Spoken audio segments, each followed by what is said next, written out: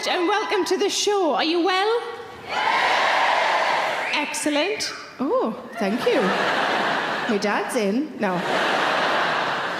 It was lovely the way I was introduced. It's a lovely thing to get used to in a job when somebody says your name and people clap and cheer. It's really nice. It was a bit weird at the doctor's the other day. Because no one fucking clapped.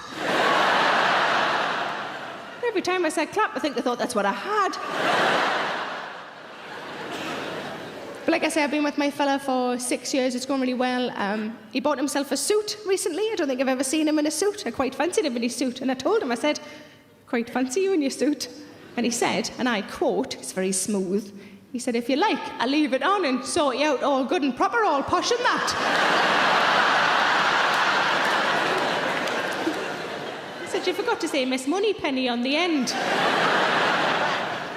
But the only time we ever argue is when it comes to Christmas, birthdays, present giving times, that sort of thing, because he really likes to buy me surprises and I really hate surprises. We've got a bit of a happy medium now, though, the last couple of years, where I give him a list of pre-approved surprises. 5 or 6 things. He can pick whichever one he likes. I don't know which one it's going to be, so it's still technically a surprise. He came home a few days before my birthday last year and he said, never guess what I've just done. I said, what have you just done? He said, I've gone off list. He said, I'm not even sure if you're going to like it. I said, why the fuck did you buy it then? I mean, thank you. But a friend of mine who doesn't really know us very well, she said, oh, that sounds like an engagement ring to me. I said, no, it sounds like kaplunk. But we have quite busy lives, as I'm sure a lot of you guys do too, and when we go on holiday, we like to go somewhere relaxing, somewhere where we can look at nice scenery and read books. That's all we really want to do. My boyfriend doesn't like to fly, so we tend to stay within the UK, and because we don't have to pay for expensive flights, we sometimes treat ourselves to a slightly posher hotel. The last posh hotel we stayed in had 2 baths either side of each other, and I thought, oh, we're going to be able to have really romantic baths together without having to stare at hairy toes. That man puts up with an awful lot with me. To be fair, his feet aren't any better. They're not horrific, they're just, you know, feet. Nails are a bit long, toes are a bit hairy. There's crusty bits on the bottoms, you know, this sort of thing. So you look like you could pick up mice with those. They've got a certain sort of owl-like quality to them. But I live on my own. Give us a woo if you live on your own. A few of you do. You might not know this if you live on your own. You can still have breakfast in bed. What I do if I fancy breakfast in bed, just before I go to bed, I put a Twix on the bedside cabinet. And then when I wake up the next day, as my eyes are focusing, I think, there's a fucking Twix just there! But sometimes, there's just a wrapper.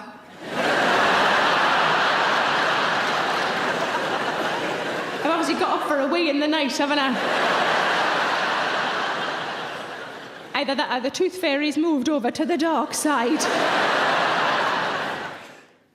I tried to start a new euphemism recently. I don't know if you've ever tried to start a new euphemism. It's quite tricky. This one's not going particularly well. I'll tell you anyway. The euphemism is this. I see there's some leftover pie in the fridge. Which is a euphemism for cunnilingus. There was a few people are explaining cunnilingus to each other. I was trying to think of a mime that I could do, but the only one I could think of was this.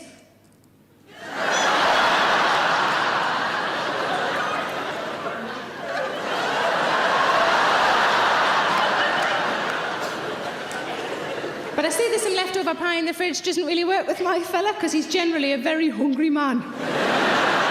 As soon as he realises that there's no actual pie in the fridge, a light goes out in his eyes. I did the show in Stockton, and there was a lady at the front saying, I use that euphemism, and I thought, you bugger, it's spreading like wildfire. She said she's put her own sort of spin on it. She says, I see there's some leftover corned beef pie in the fridge. No. If I'm ever going to refer to me nunny as the food stuff, it's not going to be corned beef. Probably something like Arctic roll. Cold to the touch with a bit of old cake round. turned you off Arctic roller, just my vagina. But I am trying to eat more healthily. I am trying. I went to the supermarket recently with my friend, and we wanted to get some crisps. And we wanted to get the proper size bags, you know, not like the little ones that you get for when Bane's around. You know what I mean? Like the proper adult bags, you know, the ones that you've got to empty into a bowl that you'd normally mix things in. My friend spotted that there was an offer on, and she wanted Doritos and I wanted Sensations because I'm a bit posher than she is. And but the 2-for-1 offer didn't go across brands, and we were quite sad by that. And she said, "You know what we should do? We should just get 2 bags of each." And I grabbed her hand and I went, "You know what? Sometimes you've just got to let these offers go."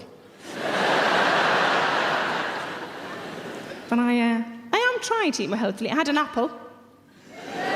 Thank you. It's a couple of months ago. I put it in my handbag on an optimistic Monday. And by the Thursday, there weren't any Kit Kats left. And I was hungry, and I thought, I'm going to have to find this bloody apple. So I rooted around in my bag, and I found it. It was prematurely bruised and battered because it had been in my bag for so long. And it had pen on it. But I was starving, so I peeled off the clean panty liner, and I ate it.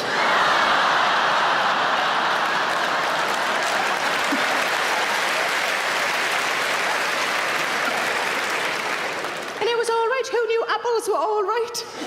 It reminded me of something I hadn't had for years that I really liked, and I was like, what does it remind me of? And I remembered it was toffee apples.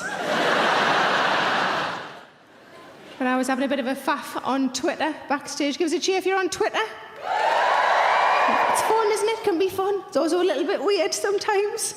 Got a message from a fella a few weeks ago. He said, I've got a bit of spare time on me hands, and I don't know whether to watch some porn or you. That struck me as being quite odd. I don't really know anything about porn, but from what I can gather, it's sort of fantasy, isn't it? Sort of unachievable things, isn't it? Whereas I put myself firmly in the bracket of achievable. So that man's fantasy is a middle-aged, slightly overweight woman who just witters on. Just wander around Asda, there's hundreds of me. Look along the end of your sofa, you might well be fucking married to one of me. But I clearly get this cautious nature from my parents. When I was little and I wanted to play out, my mum would say, play out by all means in the back lane, but leave the backyard door open. And every 20 minutes I want you to come past that backyard door and just give us a little wave so that I know you're all right.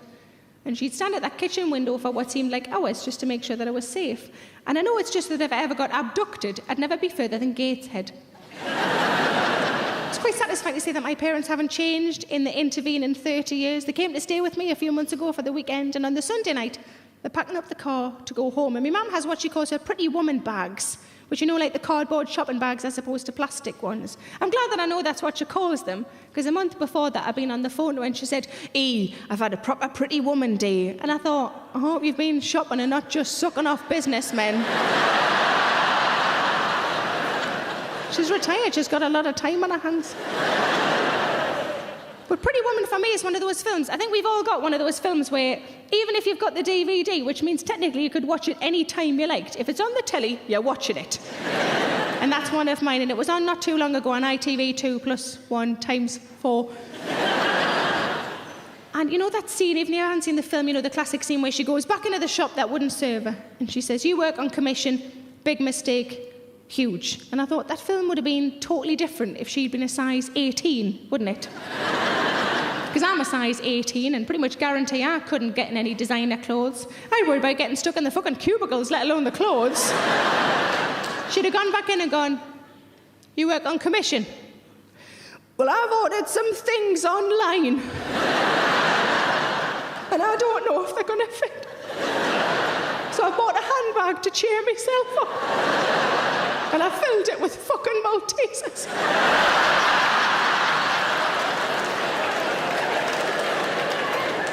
So my mum was putting her Pretty Woman bags in the back seat of the car. My dad said, put them in the boot. And she said, well, I've put them in the back seat. He said, put them in the boot. Well, why can't I just leave them in the back seat? He said, if you leave them in the back seat, and I've got to slam my brakes on, they'll take the top of your head off. And you'll not be able to wear your bonny dresses that you've just bought because you'll be dead. And I looked at my mum and she went, if that happens, the receipts are in the bag, just take them back. But I had a pie the other day. I had a pie every day. And as I was eating it, I realised I was enjoying the pastry more than the meat. That's quite weird, isn't it? It's like somebody giving you a birthday card and you keep in the envelope. It does make sex a lot easier, though, because if I'm horny and on my own, I just suck a condom. Oh, that's a bit too much for some of you, isn't it? But severed cock was champion, was it? So we all have our partners, but when you're trying to get to sleep, they all do niggly things, don't they? Like breathing. 30 years together, is there anything about each other when you're trying to get to sleep that's irritating? He snores, does he snore? Gives a chill to people who think that they're a snorer? All the people who know they're sitting beside a snorer? There's a bit of denial in the room tonight. My boyfriend snores. And I found out recently that my dad also snores, because I was whinging to my mum about my boyfriend snoring. And she said, have you tried these? And then slid something across the kitchen bench like it was drugs. Try these. And what they were those nasal strips. I don't know if you've seen them. They're little strips that go across the bridge of the snorer's nose so that they open the nostrils out so that they can breathe more clearly, and in theory they don't snore anymore. Now, they worked for us for a while until it came to Christmas. Now, something you need to know about me is that I really love Brussels sprouts.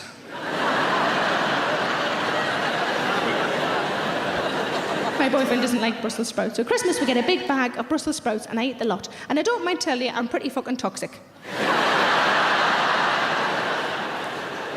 So just before we went to bed on Christmas night, my boyfriend went, do you mind if I don't put the strip on tonight?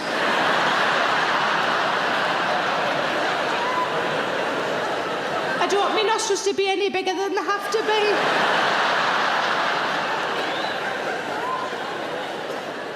Another thing he does, he puts his arm across us, and I quite like that, because I feel quite sort of safe and protected, I suppose. But then sometimes he puts his leg across, and I think, oh, now you're taking the fucking piss.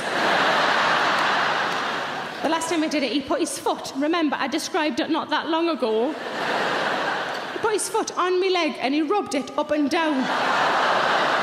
And I went, what are you doing? And he went, I'm being tender. I said, no, love, you're exfoliating. I'll tell you a little thing and then you can all go home and take your bras off and do your belts. I don't forget about the men. I'm going to tell you another one of my euphemisms, if that's all right. Let's see if we can get this into common usage, if possible. There's a specific scenario for this euphemism. You know when you really need to poo, but for whatever reason you can't go. It's the wrong time or the wrong place. You're going to have to hold it in maybe for 5 minutes, maybe for 6 hours, whatever. Then when you're 10 minutes away from a place or a time when you can offload, your body knows, doesn't it? And it begins the countdown. Which in my case is an almost constant stream of farts.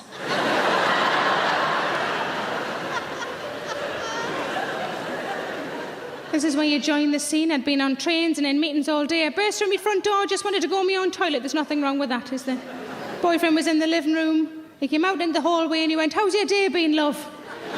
And I needed to very quickly tell him that we weren't going to be chatting straight away.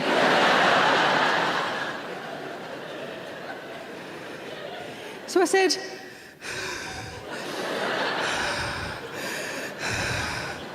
I'm sorry, love. I can't talk right now. The trailers have started.